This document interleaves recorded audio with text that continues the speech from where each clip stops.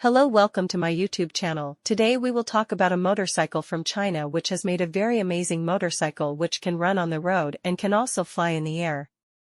It is a very amazing motorcycle of today's era. You can run this motorcycle above the road and can easily travel on top of it, and if you want to fly it in the air, then you will see that dot. If you want to fly it in the air, you will open it fans on it like a airplane.